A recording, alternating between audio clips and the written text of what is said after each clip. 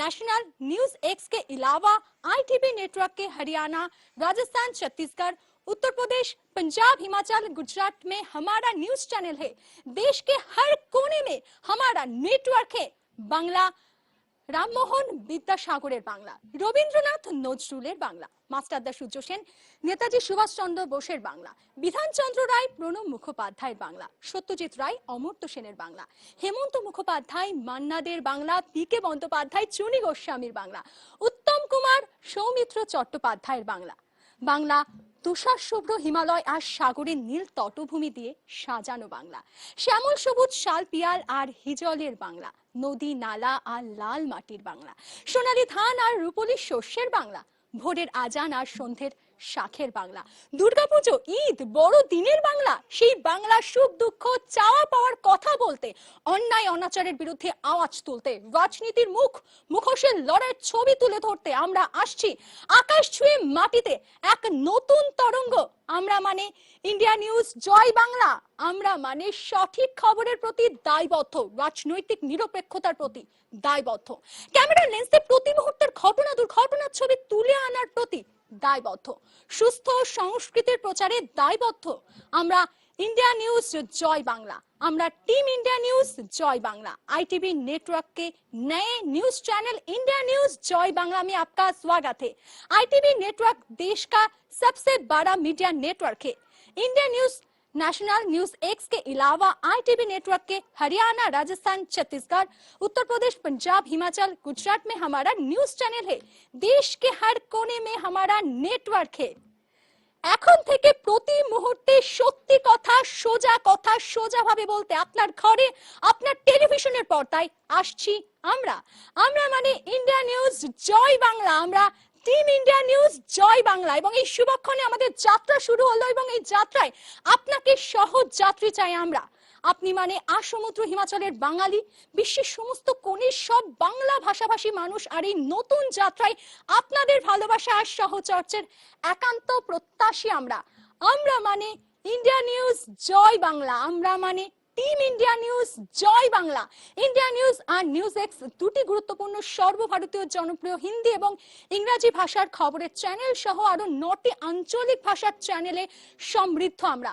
আমাদের খবরের নেটওয়ার্ক সারা দেশ জুড়ে, সুতরাং সারা ভারতের যে কোনো খবরে বা ঘটনাস্থলে সবার আগে পৌঁছে যায় আমরা।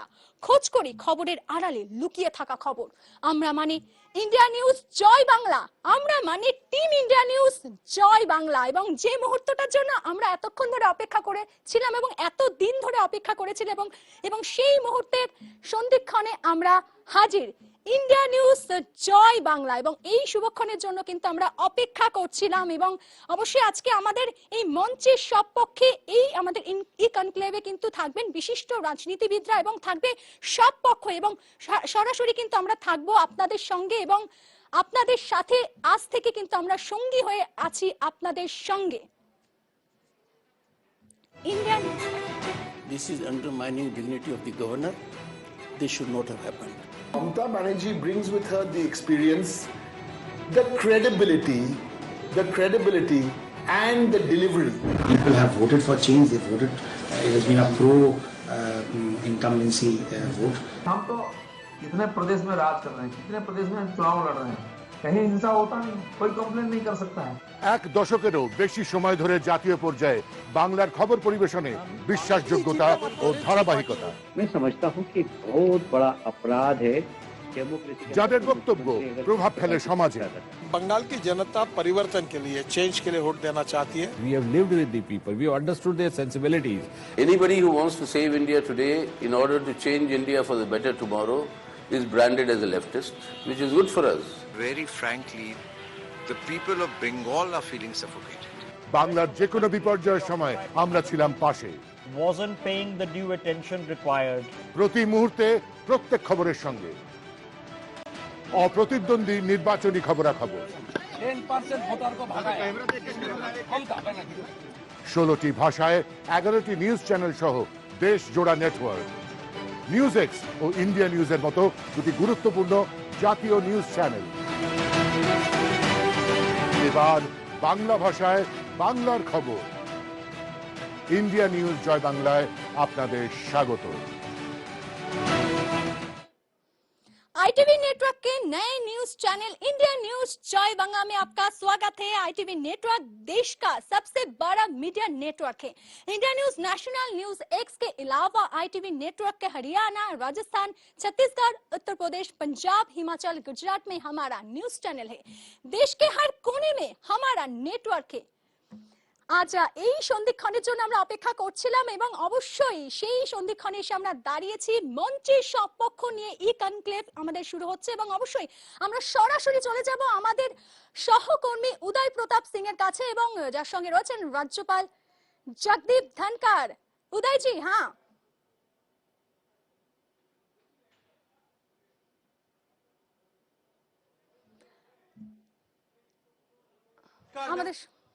इंडिया न्यूज जॉय बांग्ला और आज एक बेहद खास अवसर है। जी हां, आज है इंडिया न्यूज जॉय बांग्ला का कॉन्क्लेव। आईटीवी नेटवर्क का परिवार लेकर आ रहा है हमारे बंगाल दर्शकों के लिए एक नया channel India news Joy Bangla. और आज इस नए चैनल के लिए ये खास कॉन्क्लेव का आयोजन किया गया है।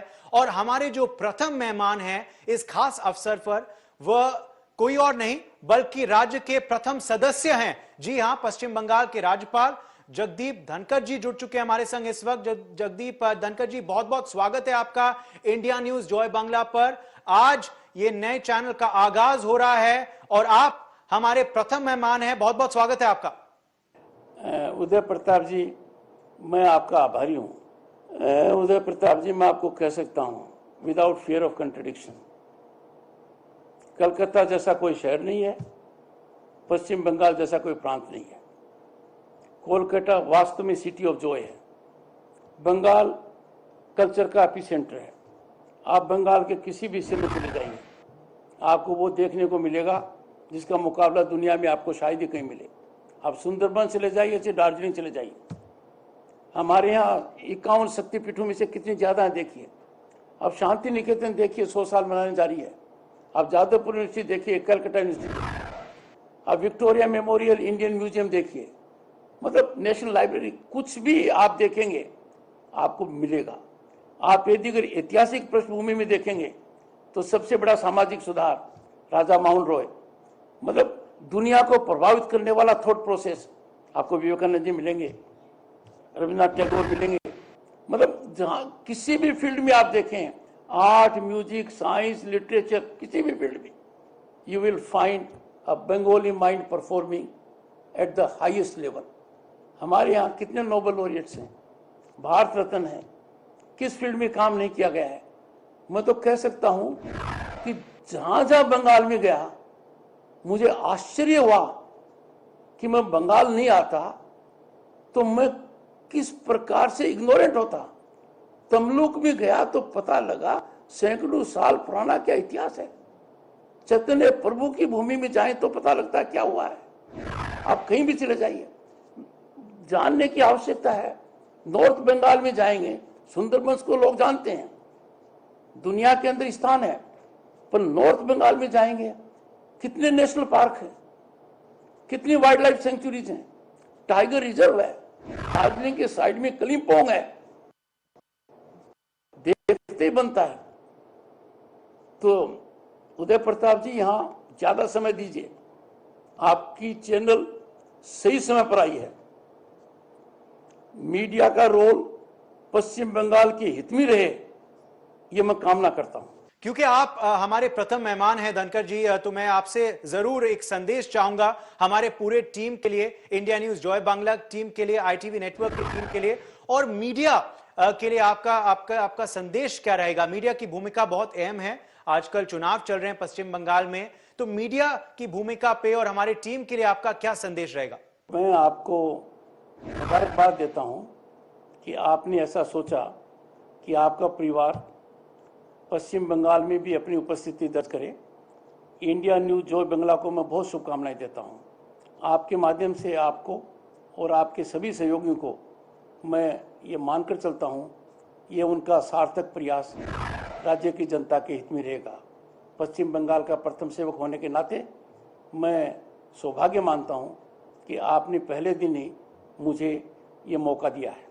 एक बेहद दिलचस्प चुनाव आजकल चल रहा है पश्चिम बंगाल में। धनकर जी, तो मैं पूछूंगा आपसे, 2 चरण बीत चुके हैं, पहले 2 चरण को आप किस नजरिए से देखते हैं? बहुत ही हाई वोटिंग टर्नआउट रहा है, ये क्या दर्शा रहा है? उदय प्रताप जी, प्रजातांत्रिक व्यवस्था में मीडिया का बहुत ही जबरदस्त स्थान है। मैं लगातार कहता रहा हूं कि मुझे उस दिन से डर लगता है जिस दिन मीडिया डर जाएगा। मैं समझता हूं मेरा वाक्य सब कुछ कह रहा है। मैं ये कहना चाहता हूं, media has to be fearless, media has to be fair. और जब कभी कहा किसी ने कि खबर क्या है, खबर वो है जिसको लोग छिपाना चाहते हैं। मैं उम्मीद करता हूं, आशा करता हूं कि जब मीडिया ग्राउंड रियलिटी को दिखाएगा, जब मीडिया उस बात को दर्शन कराएगा कि वास्तव में क्या हो रहा है, तो सुधार अपने आप होगा। जब मीडिया के बारे में कहा गया है कि प्रजातांत्रिक व्यवस्था के अंदर it is the 4th pillar, मैं कहता हूं it is the strongest pillar.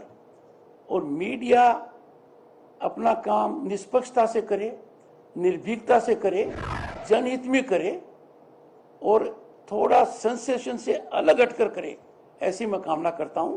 बाकी उदय प्रताप जी, मैं मीडिया को राय नहीं देता, मैं उनसे इंस्पिरेशन लेता हूं, मीडिया से मैं गाइडेंस लेता हूं, मैं देने की हालत में नहीं हूं। आप तो कह रहे हैं आप संतुष्ट है पहले 2 चरण के पोलिंग से, मगर मुख्यमंत्री ज्यादा संतुष्ट नजर नहीं आ रही हैं। पश्चिम बंगाल की मुख्यमंत्री, उन्होंने शायद दूसरे चरण के बाद आपको फोन भी किया था, नंदीग्राम से फोन किया था पूरे मीडिया के सामने, क्या चर्चा हुई उस वक्त? देखिए, माननीय मुख्यमंत्री जी ने जो मुझे फोन किया, उसके बारे में कोई जानकारी उन्होंने सार्वजनिक रूप से नहीं दी है और मैं भी सार्वजनिक रूप से जानकारी नहीं देता। पर इतना कह सकता हूं, जो मुख्यमंत्री जी ने मुझे कहा उसकी अनुपालना अक्षरशः हुई है, ऐसा वो भी जानती हैं, मैं भी जानता हूं। और ये बहुत सुखद अनुभव उनके लिए भी है, मेरे लिए भी है, क्योंकि प्रजातांत्रिक व्यवस्था में हम सबकी सबसे बड़ी जिम्मेवारी है कि हम प्रजातांत्रिक व्यवस्था के जो श्रेष्ठ मूल्य हैं उनमें किसी प्रकार की कमी न करें। और जहां तक मैंने ये कहा कि बाय एंड लार्ज पीसफुल है, तो आप अंदाजा लगाइए कि 2 फेजेज में कितने बूथ हैं और शिकायत कितने बूथ के बारे में हुई है। प्रथम चरण के किसी भी बूथ की रीपोलिंग की मांग नहीं की गई, ये रिकॉर्ड पर है।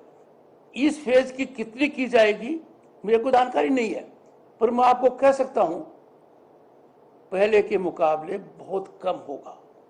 ये बहुत ही हाई टर्नआउट है और काफी लोग ये कह रहे हैं कि जब एक इनकम्बेंट सरकार के लिए बहुत हाई टर्नआउट आता है तो ये एंटी इनकम्बेंसी का सबूत होता है। हम देख रहे हैं कि बीजेपी के अध्यक्ष भी और गृह मंत्री ये दावा कर रहे हैं कि बदलाव का रुख जो है पश्चिम बंगाल में इस वक्त दौड़ रहा है।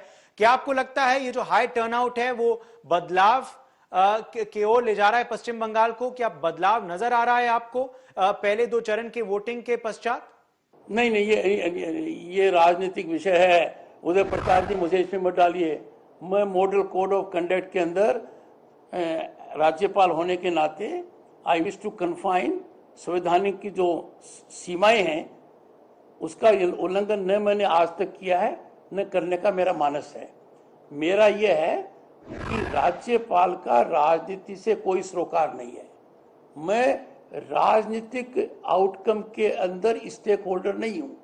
मेरा सिर्फ इतना सरोकार है कि राज्य में चुनाव संपन्न बिना वायलेंस के हो जाएं, कानून सम्मत हो जाएं, विधि सम्मत हो जाएं और संविधान के दायरे में हों। और मेरे को प्रसन्नता है इस बात की कि इस दिशा में हम आगे बढ़ रहे हैं, पर इस प्रवृत्ति को हमें नर्चर करने की आवश्यकता है ताकि आने वाले जो 6 फेज हों उसमें इसकी और बढ़ोतरी हो। राजनीतिक विषय से मैं बहुत कोसों दूर रहना चाहता हूं आज के दिन, और आपने शुरू में भी कहा था और आप भी इस बात में मेरी मदद करेंगे। मैं मानता हूं कि अभी इस वक्त मॉडल कोड ऑफ कंडक्ट जो है लागू है, तो आप ज्यादा राजनीतिक सवाल का जवाब नहीं दे सकते इस वक्त। हम उसके बारे में चर्चा नतीजों के बाद जरूर करेंगे, मगर एक सवाल मैं जरूर पश्चिम बंगाल की हिंसा पे पूछूंगा कि बहुत सुर्खियों में रहा है। पश्चिम बंगाल में पिछले कुछ हफ्तों, पिछले कुछ महीनों में इतनी हिंसा क्यों हुई है, और क्या आपको, क्योंकि आप राज्यपाल हैं इस राज्य के, दुख हुआ ये वाकयाओं को देखकर? देखिए, इस विषय पर उदय प्रताप जी मैं इतना ही कहूंगा, हम चुनावी प्रक्रिया के बीच में प्रथम सेवक राज्यपाल का कुछ भी कहना ठीक नहीं होगा। मैं इतना आपको कहना चाहता हूं कि 2 फेज में जो चुनाव प्रक्रिया हुई है वो बाय एंड लार्ज शांतिप्रिय हुई है, और इसके लिए मैं पहले भी कह चुका हूं, सेंट्रल फोर्सेज, वेस्ट बंगाल की पुलिस और इलेक्शन कमीशन का डायरेक्शन सार्थक साबित हो रहा है। इससे ज्यादा इस मौके पर मैं इंतजार करूंगा। आपकी चैनल शुरुआत हुई है 2 मई के बाद। उदय प्रताप जी आप आइए, आपकी पृष्ठभूमि है, हम भी आपसे कुछ प्रश्न आपके स्कूल के बारे में करेंगे, दून के बारे में, आपके इलाके के बारे में करेंगे और लंबी चौड़ी चर्चा करेंगे अपने। आज के दिन मैंने शुरू में कहा है, मैं संविधान के द्वारा निर्धारित लक्ष्मण रेखा पार नहीं करता, न मैंने की है। आपको भी कहूंगा कि 2 मई के बाद आपको कोई उदाहरण मिले मुझे कहिए, पर मॉडल कोड ऑफ कंडक्ट में मेरे ऊपर ज्यादा ऑब्लिगेशन है कि मॉडल कोड ऑफ कंडक्ट में मैं वो बात करना तो जरूर पसंद करूंगा जहां आम मतदाता, आम नागरिक, आम सरकारी अधिकारी संविधान की अनुपालना करते हुए कानून के दायरे में रहकर इस बहुत बड़े उत्सव में अपनी भागीदारी दे। और आपके माध्यम से मैं उनको भी आह्वान करना चाहूंगा जो boys and girls first time voters हैं, वो भागीदारी दिखाएं। वो उनकी भागीदारी व्यवस्था के लिए अत्यंत महत्वपूर्ण है और मैं जानता हूं वो निश्चित रूप से दिखाएंगे। चलिए, आपके राज्यपाल बनने के पश्चात के बाद जो कार्यकाल रहा है उस पर मैं एक सवाल जरूर पूछूंगा। 2019 में आपने शपथ लिया था, तब से लेके अब तक आपकी जो जर्नी रही है स्टेट में वो कैसी रही है? आपका कार्यकाल अब तक कैसे बीता है? उदय प्रताप जी, देखिए, जब मैं राज्य का प्रथम सेवक बना 30 जुलाई 2019 को, तो मुझे यह सौभाग्य मिला कि देश की आजादी के बाद जन्मा हुआ पहला व्यक्ति राज्यपाल बना है। तो मैंने कुछ मामलों के अंदर अपने आप को गहराई और चिंतन से लगाया और मुझे 3 बातें बहुत आवश्यक नजर आई। पहली आवश्यक नजर आई कि पश्चिम बंगाल एक बहुत महत्वपूर्ण प्रांत है, पर चुनाव को लेकर हमारी छवि के अंदर सुधार की भारी आवश्यकता है। और यह पराकाष्ठा पर तब पहुंच गया जब 2018 के पंचायत चुनाव हुए और 2019 के लोकसभा चुनाव हुए। 2 फेज हमने देखे हैं। मैं आपको कह सकता हूं बहुत बड़ा सुधार हुआ है। We are on a positive track. और जो आपने वोट परसेंटेज की बात की है, प्रथम फेज में भी और सेकंड फेज में भी वोटिंग परसेंटेज 84 से ज्यादा है। पर आप इसको सिर्फ वोटिंग परसेंटेज तक सीमित मत रखिए, आप इसके क्वालिटेटिव एंगल पर जाइए। प्रथम फेज में और सेकंड फेज में किसी भी बूथ में किसी प्रकार की अनियमितता की बात अब तक नहीं आई है। ये बहुत महत्वपूर्ण मामला है। मतलब जो मतदान हुआ है वो ऑथेंटिक हुआ है। ये बहुत बड़ा क्वालिटेटिव एंगल है और इसके लिए मैं इलेक्शन कमीशन, प्रदेश की जनता को, सीएपीएफ को और बंगाल पुलिस को मुबारकबाद देता हूं। लोगों ने छुटपुट की घटनाएं हैं, but by and large poll process peaceful रहा है और ये बहुत ही एक अच्छा रहा है। मैं आशा करता हूं, उम्मीद करता हूं और लोगों को आह्वान भी करता हूं कि आने वाले 6 फेजों में हम इस बात को और आगे बढ़ाएं ताकि पश्चिम बंगाल का जो इमेज मेकओवर है वो निश्चित इस चुनाव से हो जाए। We deserve that image change over. तो इसको मैं इस दृष्टि से देखता हूं। और धनखड़ जी, मैं ये भी जरूर पूछूंगा आपसे कि जो वर्तमान की मुख्यमंत्री है ममता बनर्जी, उनके साथ आपका रिश्ता कैसा रहा है पिछले कुछ महीनों और सालों में? क्योंकि हम अगली मुख्यमंत्री कौन रहेगा या रहेंगी ये तो हम नतीजों के बाद ही जानेंगे, ये तो मई के महीने में ही जानेंगे। मगर जो वर्तमान की मुख्यमंत्री है उनके साथ कैसा रिश्ता रहा है? मैं सुन रहा था, आप हमारे सहयोगी को बता रहे थे कि सबसे बढ़िया जो संदेश हैं कलकत्ता में वो मुख्यमंत्री के आवाज से ही आते हैं आपके लिए। मगर कुछ तनावपूर्ण लम्हे भी हमने देखे हैं आपके और मुख्यमंत्री के बीच में। तो आपका रिश्ता कैसा रहा है मुख्यमंत्री जी के साथ? नहीं, ममता जी से मेरे संबंध बहुत अच्छे रहे हैं और व्यक्तिगत रहे हैं। इसका अंदाज़ा आप कल की घटना से भी लगा सकते हैं। उन्होंने जो मेरे से बात की उन्होंने सार्वजनिक नहीं की। हमने आज तक, ममता जी और मैंने नहीं, हमारे बीच में जो बात हुई है उसको सार्वजनिक नहीं किया है, आज तक नहीं किया है। और आपके सहयोगी को मैंने क्यों कहा, ऋषभ को, मैं बता रहा था कि पश्चिम बंगाल के अंदर संदेश है, इस संदेश की बहुत वैरायटी है, रसगुल्ला की बहुत वैरायटी है, पर जो सबसे अच्छे मुझे आज तक लगे हैं वो माननीय मुख्यमंत्री जी के यहाँ से आते हैं। और ममता जी का सिलेक्शन इस मामले में इतना जबरदस्त है कि एक बार तो मुझे उनसे पूछना पड़ा कि माननीय मुख्यमंत्री जी आप कहाँ से खरीदवाती है बताइए, ताकि हम भी वहां से मंगवा कर और मित्रों को भेजें। और उनका जवाब इतना जबरदस्त था, आप मित्रों की लिस्ट भेजिए, पहुंच जाएगा। इससे आप अंदाजा लगा सकते हैं कि व्यक्तिगत स्तर के ऊपर हमारे संबंध सर्वश्रेष्ठ कैटेगरी में है। मुख्यमंत्री और राज्यपाल की हैसियत से मेरी शपथ का एक हिस्सा है, उनकी शपथ का दूसरा हिस्सा है। वो अपनी शपथ के अनुरूप काम करें, मैं मेरी शपथ के अनुरूप काम करूं, ये हमारे दोनों का दायित्व है। और चूंकि संविधान में मेरी शपथ कहती है कि मैं हर किसी को संविधान के दायरे में रखूं, तो मुझे उनको कई बार विवेचन संबंधी कोई बात कहनी पड़ सकती है। बाकी our relations are excellent.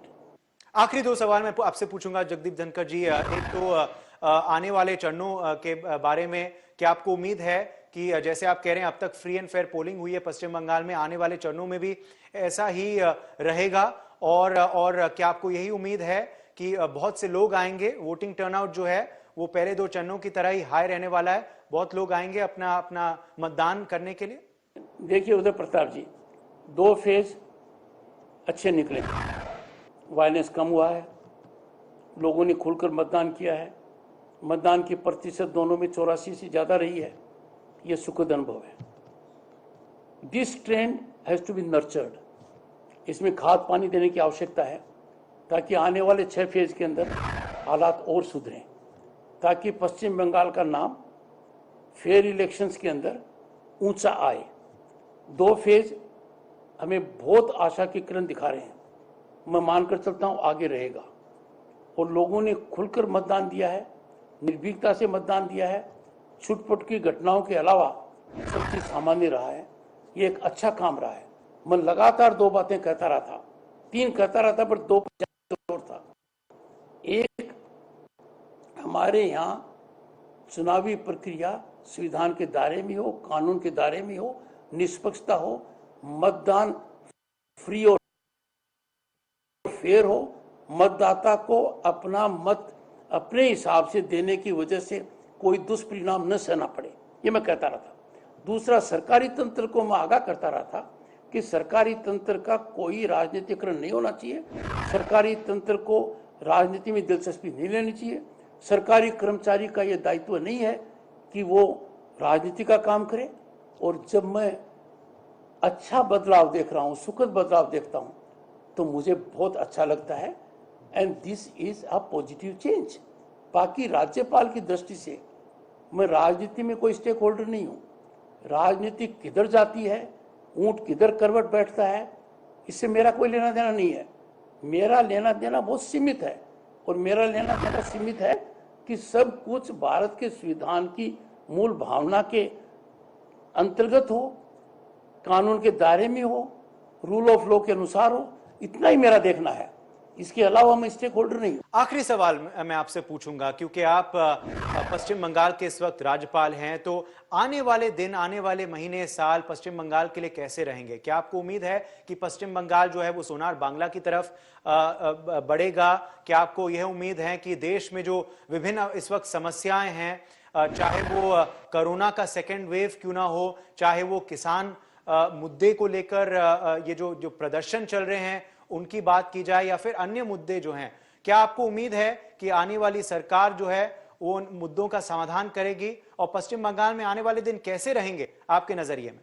Model code of conduct की वजह से आपके प्रश्न के कई हिस्से हैं, मैं जवाब नहीं दे पाऊंगा, पर कोविड के लिए जरूर कहूंगा, हमें सेकेंड वेव के लिए ज्यादा सतर्कता दिखानी चाहिए।